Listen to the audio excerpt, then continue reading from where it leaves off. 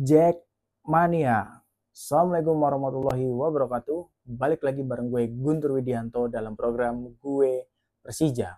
Seperti biasa, buat lo yang baru mengunjungi channel YouTube gue, jangan lupa untuk di-subscribe, kemudian di-like dan di-share supaya semakin banyak orang-orang yang tahu dan update informasi tentang Persija Jakarta. Oke, gua mau langsung ke tema konten gue hari ini, yaitu lagi dan lagi Persija harus remis alias harus seri berhadapan dengan PSBS Biak di pekan ke-21 Liga BRI. Kalau lo nonton video gue yang kemarin, gue bilang bahwa Biak ini memang di atas kertas dia posisinya jauh, dia berada di peringkat ke-12. Tapi di konten itu gue bilang bahwa nggak boleh pemain Persija sekalipun meremehkan atau menganggap pemain PSBS Biak itu levelnya di bawah mereka. Kenapa? Karena bakalan kepleset nanti, dan itu kebukti malam ini. Persija di kandang sendiri di hadapan anak-anak Jackmania 19 ribuan yang datang hari ini termasuk gue, itu harus kecewa karena PSBS Biak berhasil menahan imbang Persija. Oke, gue mau mulainya dari formasi dulu deh. Jadi seperti biasa, Carlos Peña ini dia sudah punya formasi pakem. Dia pakai 3 back di belakang. Di situ ada Hansamu di tengah, Rizky Ridho, dan satu lagi Ferrari. Nah, keberadaan Hansamu ini sesuai dengan apa yang gue harapkan kemarin, bahwa Hansamu kalau bisa, bahwa Kudi kalau bisa sekali-sekali nggak apa-apa lah diganti dulu sama Hansamu. Kenapa? Supaya kuota asingnya itu bisa dipakai buat masukin Pablo dari menit awal. Nah, banyak orang nanya, kenapa nggak Simic aja yang dicadangin dari awal? Kalau gue merasanya Simic itu punya peran tersendiri untuk memecah konsentrasi bek lawan, kayak yang gue bilang di video gue kemarin. Makanya mau gimana pun peran dan kontribusinya dia, Simic selalu menjadi pilihan utama dari Carlos Peña. Karena dengan begitu, bek lawan akhirnya bingung mau ngepres Simic apa Gustavo atau Rio Matsumura, dan itu berhasil di beberapa laga. Tidak dengan laga ini tentunya. Terus Hansamu di tengah, Ridho dan Ferrari kiri kanannya, kemudian di sayap kiri, sayap pertahanan kiri, ada Pablo yang kali ini dicoba dimasukin dari menit awal. Kemudian di kanan, karena Rio Fahmi akumulasi atau kena sanksi kartu merah kemarin, akhirnya mau nggak mau Carlos Peña nggak punya pilihan lain selain memasukkan Raka. Nah, disinilah kelihatan banget ya bedanya antara kualitas pemain utama dengan pemain pelapis Persija.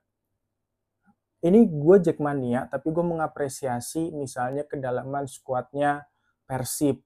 Misalnya ada DDS cedera, masih ada Ciro, masih ada pemain yang lain. Artinya mereka bekerja dengan menggunakan sistem, karena kualitas pemainnya sama, hampir sama antara line up dengan cadangannya. Nah, beda hal dengan Persija. Ketika Rio Fahmi kartu merah, walaupun gue kemarin sempat mengkritik Rio Fahmi karena dia itu kalau crossing itu seringnya nggak nyampe atau nggak kena target. Nah, tapi dia punya keunggulan, yaitu dia berani nusuk. Sama halnya dengan Virsa. Rio dan Virsa ini sama nih. Virsa daya juangnya tinggi dan dia berani nusuk, dia berani sprint, adu sprint, dan dia nusuk ke dalam. Sementara Raka gue nggak ngeliat itu. Jujur tadi gue di stadion ngelihat Raka itu lebih main aman. Mungkin karena dia satu usianya masih muda. Dan gue sih optimis ya kalau Raka tuh kalau dikasih kepercayaan terus menerus, dikasih banyak menit bermain atau mungkin dipinjamkan ke klub lain supaya dia dapat menit bermain, dia bakal punya pengalaman yang matang. Tapi sayangnya di malam ini lagi-lagi gue bilang gue harus kasih insight yang membangun konstruktif gitu ya sebagai Jackmania, bahwa permainan Raka ini kurang berani, tidak seperti Rio Fahmi yang berani menusuk. Plus jadi ketika Raka main di kanan itu umpan 1-2 dengan Rio Matsumuranya nih nggak hidup. Beda halnya ketika misalnya Rio Fahmi dengan Rio Matsumura, kira-kira begitu. Oke, terus di sisi kiri gimana? Di sisi kiri nggak jauh beda. Ternyata Pablo juga bukan tipikal yang mau berani nusuk. Dia lebih seneng main dari sisi luar, terus dia kasih umpan. Memang umpannya lebih bagus dari Firsa. Tapi sesekali ketika lo mau main 1-2, itu memang sebaiknya atau seharusnya Pablo ini berani nusuk kayak Firsa gitu. Jadi supaya ada kombinasi serangan. Oke, terus yang berikutnya lagi sampai menit ke-20 peran Andrade itu menurut gue yang nonton di lapangan itu kurang maksimal. Banyak serangan-serangan terjadi justru dari sektor tengah dan kanan, sektornya Raka, yang mana Raka nggak berani dia solo run 1-1, kemudian nusuk tuh dia kurang berani. Jadi gue bilang, dan ini juga sebenarnya pengaruh dari pemain Biak yang dia full pressing sih. Gue bilang dari awal tuh dia udah high pressing banget gitu, dia udah main pressing, kejar bola, serangan balik, kayak gitu aja mainnya. Tapi ternyata itu efektif. Nah, meskipun di menit ke-20 Persija sempat unggul lewat gol dari Gustavo. Lagi-lagi hasil assist atau umpan Rio Matsumura. Player of the Month versi Jackmania bulan Januari. Nah, tapi di menit ke-25 PSBS ini berhasil menyamakan kedudukan. Lagi-lagi heading. Kayak gue kemarin kan di video gue kemarin juga gue bilang hati-hati nih ya back Persija, karena kelemahan lo tuh heading. Plus kalau bisa Andri Tani diganti dulu deh, diistirahatin dulu, coba pasang Carlos Eduardo. Kenapa? Karena secara postur fisik Carlos lebih tinggi. Terus dia tangannya juga lebih panjang dan dia berani motong bola silang gitu. Sementara Andri Tani itu bukan yang kayak gitu mainnya. Jadi dia nggak motong. Dan ditambah back Persija juga gue nggak ngerti deh. Perasaan Rizky Ridho sama Ferrari juga tinggi. Hansamu juga lumayan. Tapi dia ketika main bola heading kalah. Dan 3 gol dari 2 pertandingan yang itu skemanya heading. Ini jelas patut menjadi evaluasi besar buat Carlos Peña dan tim bagaimana untuk mengatasi heading ini. Di menit ke-33 sebenarnya Persija sempat dapat angin segar. Kenapa? Karena ada pemain PSBS Biak yang kena kartu merah. Otomatis 10 lawan 11. Harusnya ini bisa dimanfaatin nih sama pemain Persija. Karena ya secara jumlah aja Persija menang gitu. Tapi ternyata justru itu nggak terjadi. Dan puncaknya di menit ke-60 Biak malah unggul gitu. 2-1 lewat gol dari Matsunaga. Tapi di babak kedua ini yang patut gua apresiasi adalah masuknya Witan yang dia menggantikan Raka, kemudian Hansamu yang diganti dengan Firsa. Nah, itu baru permainan mulai hidup. Tapi sayangnya keputusan ini kayaknya agak telat deh Carlos Peña, karena sayang banget dari menit awal sampai menit ke-60 tuh sampai menit 60 atau 58 gitu Persija masih main dengan skema 3 back dan itu nggak efektif banget gitu. Dan ketika diganti dengan pola 4 back yang akhirnya si Firsa masuk, kemudian Witan masuk, itu hidup banget permainan Persija. Rio Matsumura jadi kayak nemu tandemnya lagi nih buat 1-2 tektokan. Rio Matsumura ini kan free roll ya, dia mana aja. Dan ketika main skema 4 back itu baru tuh kelihatan permainan Persija.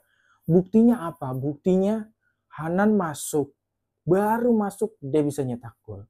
Hasil apa? Hasil kerjasama itu tadi, 1-2 tadi gitu. Dengan Carlos Peña mengubah skema menjadi 4 back, otomatis semakin banyak pemain yang masuk ke sektor serangan PSPS Biak. Dan itu berhasil gitu. Sayangnya dan itu berhasil. Sayangnya telat. Kenapa gue bilang telat ya? Karena baru di menit ke-60. 58-60an lah itu baru dilakukan oleh Carlos Peña. Andai dari awal menit babak kedua itu udah dimasukin, gue yakin skornya mungkin akan berbeda dari yang hari ini. Menit akhir sempat ada drama. Gue pikir gol, gue udah happy banget, gue udah girang buat di stadion, anak-anak jejek juga udah teriak-teriak, ternyata dianulir.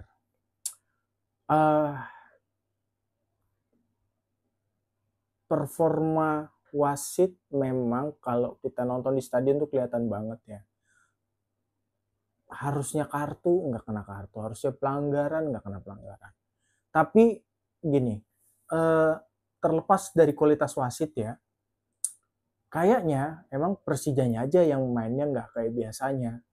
Ya buktinya mereka nggak bisa manfaatin, udah cuma lawan 10 pemain, tapi mereka nggak bisa manfaatin gitu. Kalau mereka main efektif, mau wasitnya jelek sekalipun, ya kalau mereka mainnya bagus dan efektif, ya peluang menangnya lebih besar gitu. Jadi kualitas wasit dipertanyakan iya, tapi lain hal adalah memang Persija malam ini bukan Persija yang biasanya, bukan Persija yang kemarin dapat 4 kemenangan beruntun. Terus gue membaca statistik. Nah ini secara statistik ball possession Persija menang jauh, 69-31. Shot on targetnya juga menang 5-3. Shot total tembakannya 15 Persija, PSBS Biak 7. Terus akurasi umpannya Persija sebenarnya bagus banget, 84%, di atas 80% lah ya. Sejak eranya Thomas Doll kan mereka memang memperbaiki itu. Sementara PSBS Biak cuma 73%. Terus key pass-nya Persija 10, PSBS Biak 3. Crossing-nya Persija 18, dari 18 itu yang efektif cuma 4. Ini kan nandain banget bahwa satu PR-nya umpan crossing. Terus yang kedua finishingnya. Finishing juga gue nggak tahu Gustavo ada apa hari ini. Selain dia nyetak gol, setelah nyetak gol dia mainnya emang kurang maksimal aja. Gue hitung di babak kedua aja 3 atau 4 kali dia tektokan sama Matsura dan dia salah. Dan dia miss. Yang harusnya itu bisa berpotensi jadi gol, akhirnya nggak gol. Nah itu ada 3 atau 4 kali gue catat itu. Kartu kuning Persija 4, PSBS Biak 6, kartu merah PSBS Biak 1, Persija 0. Gue pikir Persib kemarin bisa dijegal sama PSM, ternyata enggak. Justru Persija yang dijegal PSBS Biak. Padahal kalau bisa dijegal PSM kemarin minimal imbang dan kita menang itu kan menipiskan jarak ya sama puncak klasemen. Jadi kalau udah kayak gini, karena gini, gue nyesel banget karena apa? Karena harusnya Persija bisa dapat 3 poin. Karena di match berikutnya susah bro lawannya. Lawan match minggu depan lawan Dewa United. Lagi on fire, Egy lagi keren banget. Terus berikutnya lagi lawan Persib. Ini kan tim-tim papan atas semua ya. Maksud gue kalau tadi bisa maksimalin 3 poin kan lumayan gitu. Syukur-syukur nanti lawan Persija bisa menang. Artinya kan poinnya makin tipis lagi, makin mepet lagi. Kan kalau kayak gini kita jadinya nggak cuman berharap Persija menang terus, tapi kita juga harus berharap Persib ada keplesetnya. Nah, ketika kita ngarepin tim lain ini yang agak bikin dak digdug gitu, bikin tegang dan nggak nyaman gitu. Oke, mungkin cukup dulu video gue kali ini. Nah, kalau lo punya kritik, saran, dan masukan, boleh banget lo tulis aja di kolom komentar. nanti akan gue bacain setiap komentar satu persatu. Dan kalau memang itu perlu gue jawab, nanti akan gue jawab di konten gue yang berikutnya. Terima kasih sudah nonton sampai habis. Tetap kita dukung tim kebanggaan kita, Persija Jakarta, Jackmania.